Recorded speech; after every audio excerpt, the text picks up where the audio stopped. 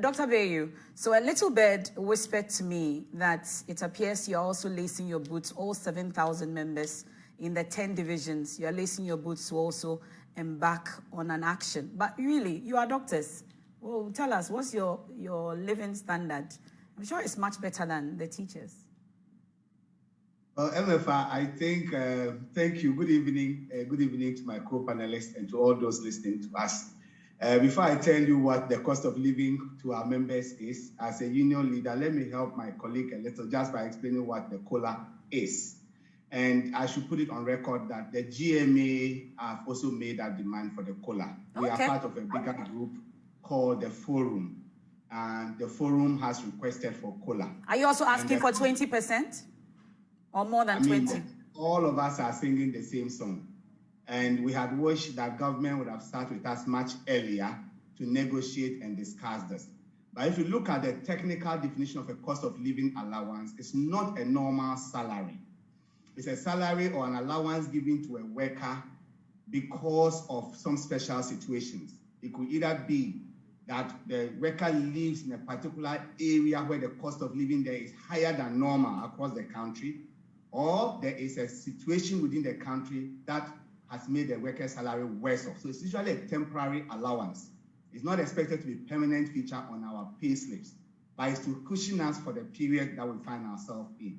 And the history in this country has demonstrated that successive past governments where we've had very serious difficulties have given this cost of living to labor unions or the labor workforce to help us survive.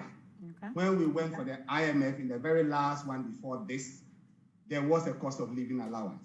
And it was just a recognition that when your economy goes so bad, the person on salary, people even struggle to get transportation to work because your salary can no longer take you to work and back. There are people who have parked their vehicles, are using commercial vehicles, and even then it's very difficult. So this is just to cushion us for that period. So government should have met with us much earlier to negotiate a temporary allowance for a particular period that they think the economy will return back to normal, so that it cushions the ordinary worker. This is all that we are asking for. And yes, as I mentioned, the GMA, doctors are like anybody else in this country. We are also struggling. Even the doctors? Yes, we are all struggling. We are buying from the same markets. We are buying the same fuel. We don't get any fuel coupons. We heard the president say that they are cutting fuel coupon by half. And he's cut his salary by 30%. Excellent. And I think they can even do more. You know, cost of living is to survive the ordinary worker, the one who has to buy fuel by himself, who is paying his own rent, who is having no additional allowances. And we have continuously made the case that there's a lot of inequality in this in salaries in this country. The disparity is just too much. This is a time the high earners can sacrifice to support the low earners so that we can at least make it to work every day and put food on our table.